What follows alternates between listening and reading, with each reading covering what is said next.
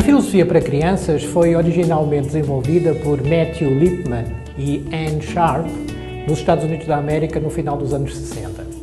Ao dar aulas na Universidade de Colômbia, o nosso Matthew Lipman apercebeu-se que os seus alunos não tinham adquirido a capacidade de pensar por si próprios, limitando-se, na maioria das vezes, a reproduzir conhecimentos previamente adquiridos.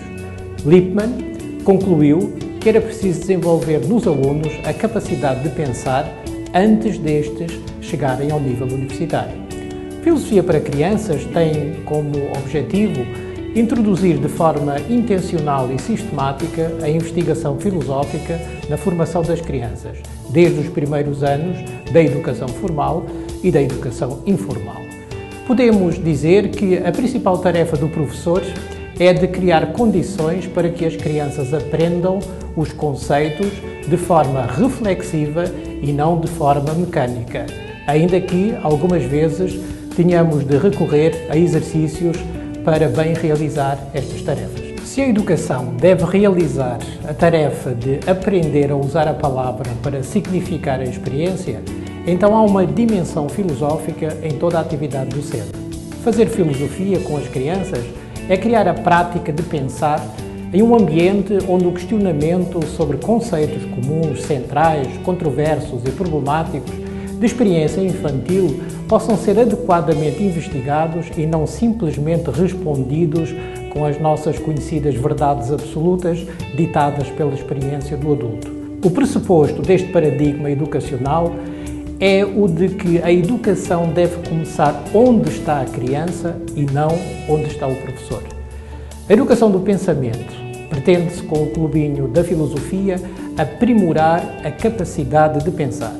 A filosofia para crianças propõe que os conceitos e problemas sejam investigados utilizando-se das habilidades de pensamento, as habilidades de raciocínio, de investigação, de interpretação e de conceituação, e das habilidades sociais.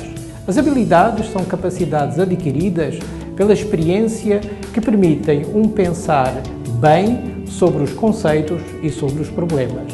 Pensar bem tem as características de ser autónomo, reflexivo, crítico, criativo, cuidadoso e autocorretivo. Estas capacidades orientam os procedimentos que a inteligência deve tomar em determinada situação problemática. Portanto, são procedimentos inteligentes desenvolvidos através da prática, avaliados e reconhecidos como recursos, instrumentos ou ferramentas do pensamento para construir o conhecimento.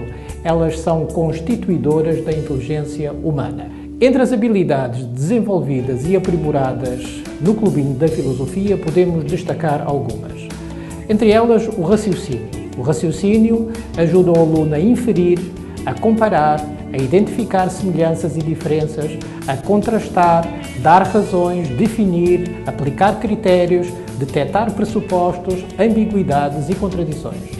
Uma segunda habilidade seria a habilidade da investigação. A investigação ajuda o aluno a observar, problematizar, afirmar hipóteses, verificar, provar, mensurar, descrever, sintetizar e concluir. Uma outra habilidade seria a formação de conceitos.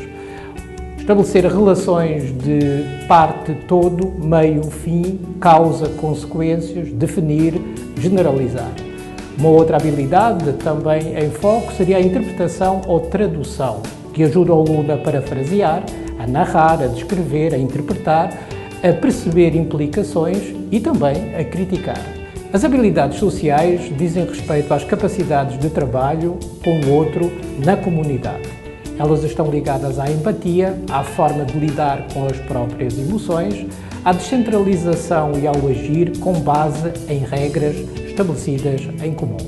E, por fim, uma outra habilidade de grande relevância é a educação ética e política. Essa é aquela que leva à formação de valores e ao exercício da cidadania e da democracia.